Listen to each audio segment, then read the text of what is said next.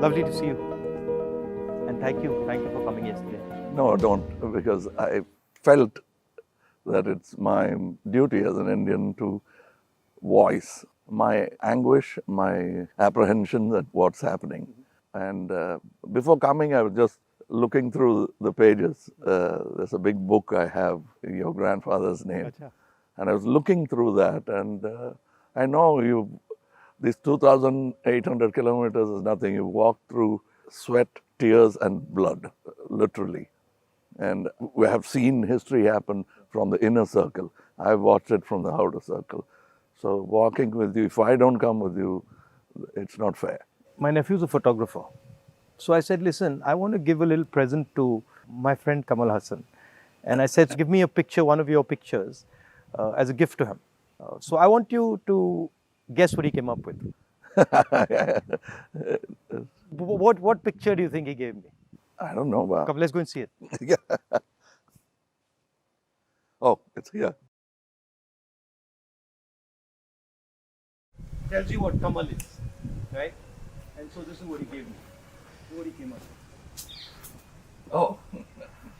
Oh, he shot this? He shot this, and that's for you, because it tells us your approach, your attitude to life, and the fact that you're a great Indian and a great Tamil.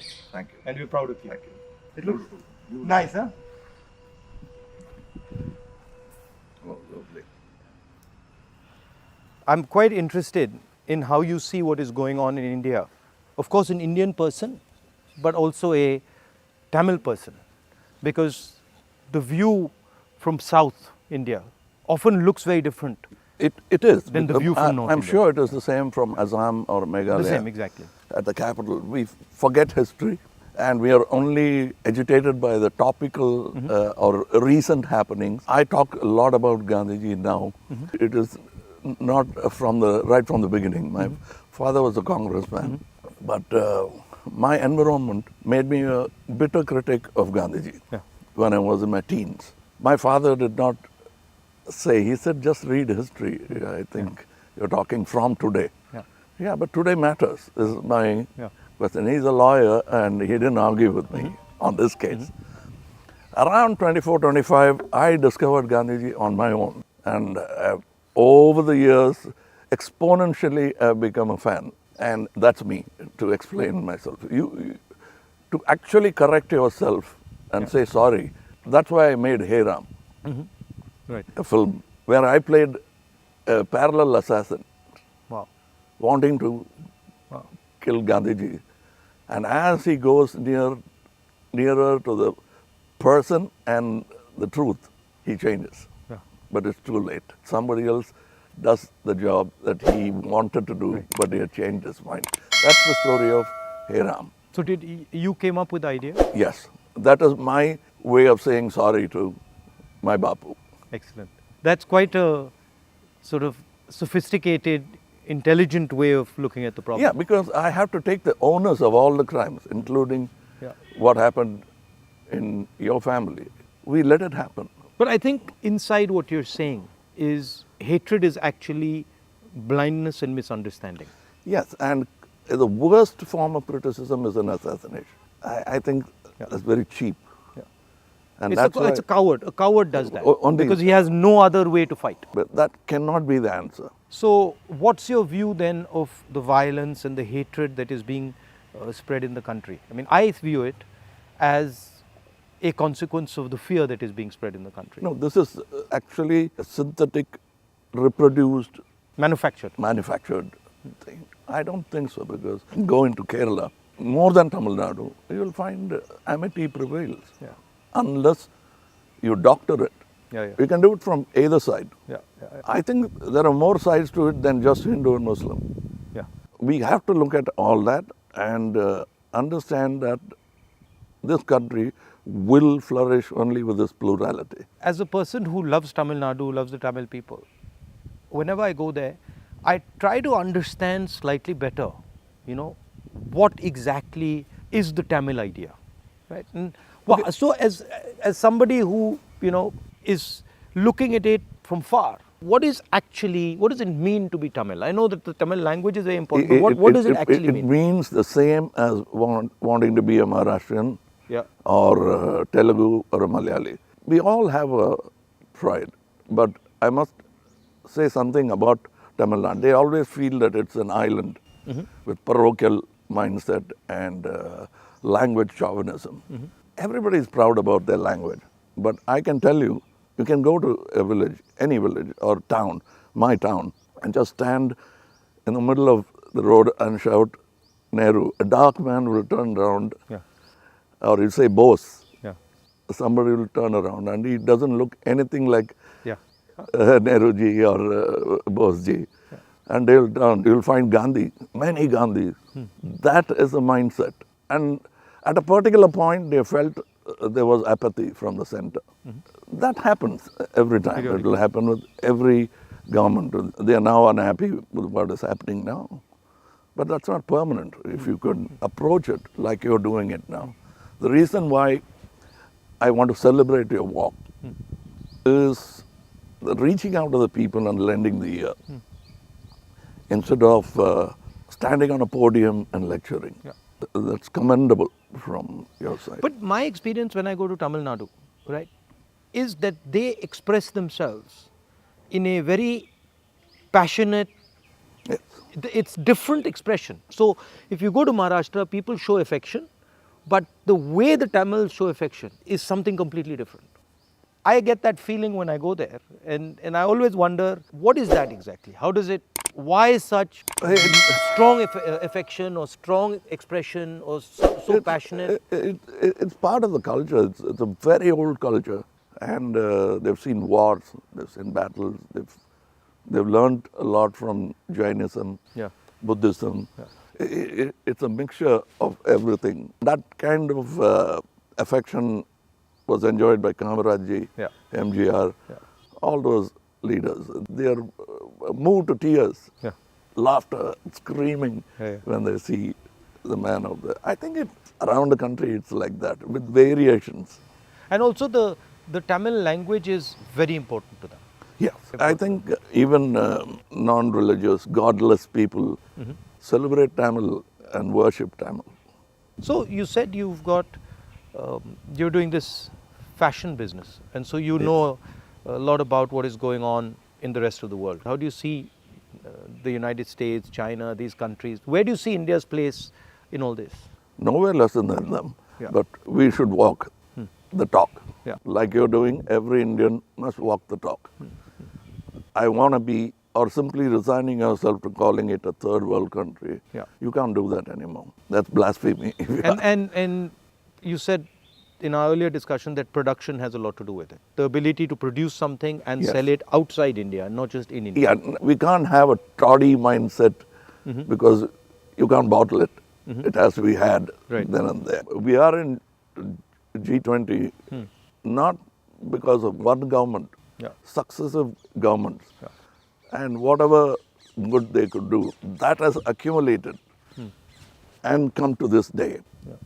So we are aware of that. And you were talking about China. I want you to say more. The security of the country, both internal and external. Your opinion on it. I was speaking to some ex-servicemen the other day, and I was mentioning to them that security today in the 21st century, it's not good enough just to say, okay, what do our borders look like, right? Because security today has become a holistic thing. You don't necessarily get attacked from the borders. You can get attacked from inside. You can get attacked by cyber weapons. You can get attacked by, use of your media. So in the 21st century, one has to have a global view about security. And that's where I think our government has completely gone and miscalculated. We constantly hear about what is going on the border. And the fact of the matter is that China has taken 2,000 kilometers of our territory, square kilometers. And frankly, we haven't said anything. The Prime Minister hasn't said anything. The military has clearly said that they're sitting in our territory, but the Prime Minister said nobody has come. This sends a very clear message to China. And the message is, we can do whatever we want, and India will not respond, right? And in fact, in some of the conversations that they are having with our military, they're actually making the statement that, look, your Prime Minister himself has said we are not in your territory. So what is the conversation about? So that's one aspect of it. To them, it will look like we are whistling in the dark to allay fear. Yeah. No, and Looking at somewhere no, else. imagine if you are the leader, right? And your forces and my forces are negotiating, and your forces are coming and saying you're in my territory, and then I say no, but your leader has said we're not. So it destroys the entire negotiation position of Yes, India. yes. Right? So that's one aspect of it.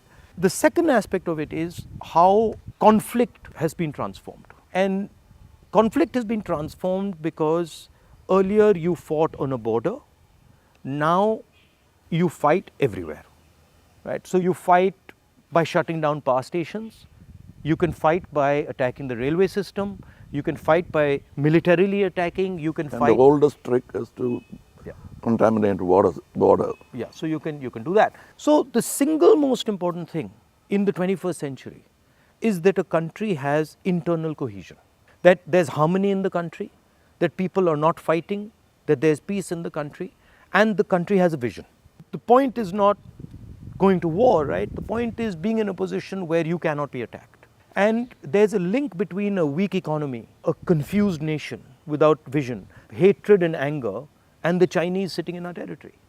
Because they know that we are dealing with internal matters, internal confusion, an internal lack of harmony, and so they can just go in and do whatever they want. So that's one element of the problem. The other huge element of the problem is what has happened in Ukraine, right?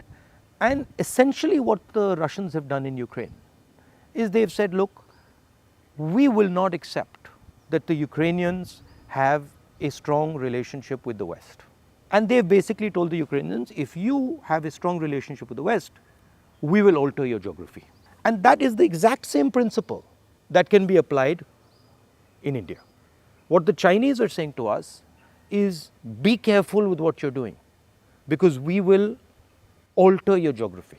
We will enter Ladakh, we will enter Arunachal, and what I can see is them building a platform for that type of an approach. So as an Indian person, I don't want to be somebody who's warmongering, but I'd like our country to be aware that there are real problems on the border, and those problems on the border are connected to what is going on inside our country.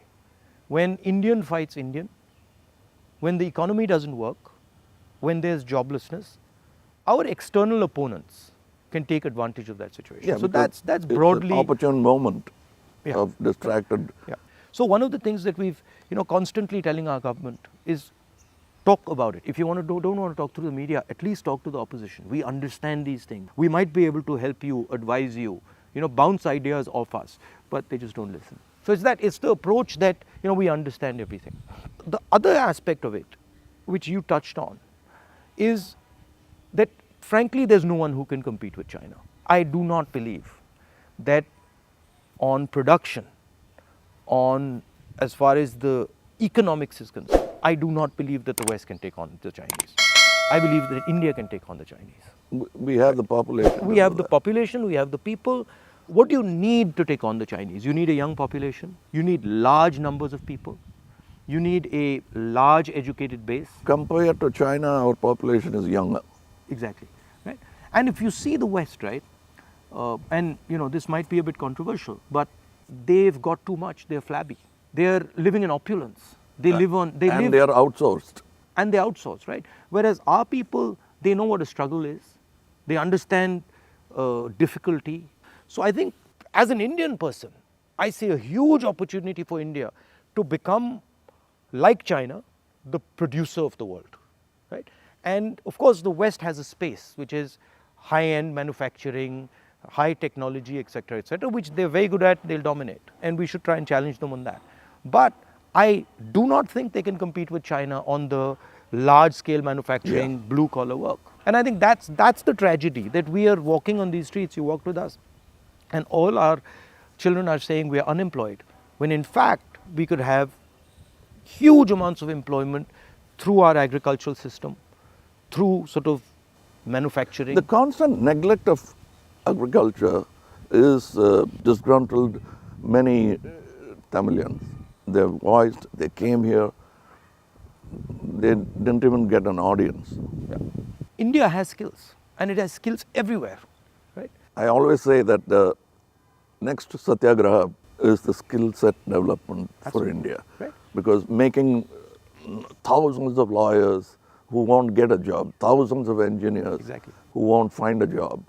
Instead, if you develop their skills, they can have their degree but pursue their passion. Instead of me talking about other subjects generally, let me talk about where I come from, the film industry. But the number of training facilities, 200 jobs in a film, and there's no ITI for that. So what it is, right, is actually a disrespect of skills. You will not respect the person's skill and then say, okay, as the nation, how do we empower this person's skills? So I gave you the example of Bellary, right, which is the jeans capital of India. Now Bellary should be exporting jeans to the rest of the world, should be exporting different types of jeans, should be innovating on jeans. Right? Bellary has been shut down because of demonetization and wrongly applied GST. And you've literally taken a hub which could challenge the Chinese across the world in making jeans, and you've destroyed it. It used to have 4.5 lakh people working there, it now has 50,000. Like something like what you're doing with Khadi, right? I mean, who would know that that's a Khadi jacket? Nobody. Right? More than the publicity of it, the reach of it. Exactly. And Americans are loving it. And then you got the history of Khadi, right? Because if you start to say, well, this is Khadi from the Indian freedom movement, this is made by Indian people by hand, this is what fought a superpower, you can make a beautiful story out of it. Yes. Yeah. And it's not done in a modern factory. Yeah. It's done by people sitting in villages and handmade. Exactly. You know, I'm very happy and honored to be sort of partnering with these people who've been neglected.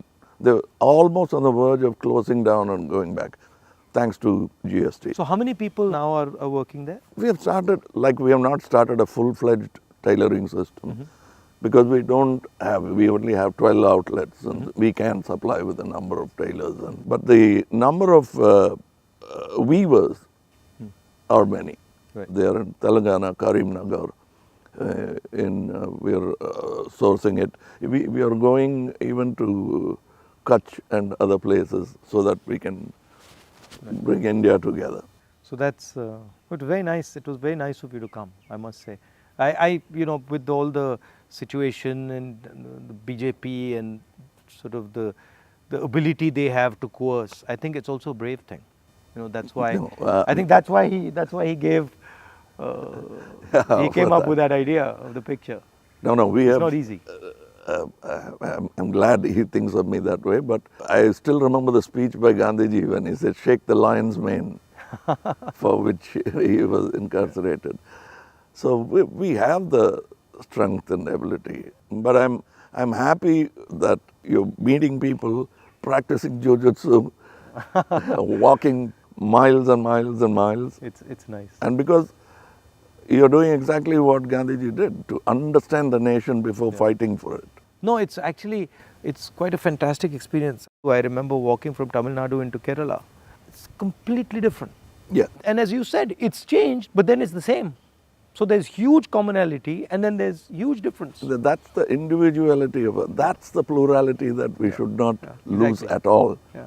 And I think a lot of what we traditionally have is also the artisan, the small and medium person, the little clusters who have huge skill, but they are sort of hidden away, hidden treasures, so to speak. Yeah, I think it's very important that a government in position should bolster like farmers during the Gaja calamity. For them, after some time, party affiliations don't matter. The calamity that they're facing is the pain is the most important thing. It doesn't matter. And politicians always go and talk about the next election. And their trajectory is towards that, and that they don't like.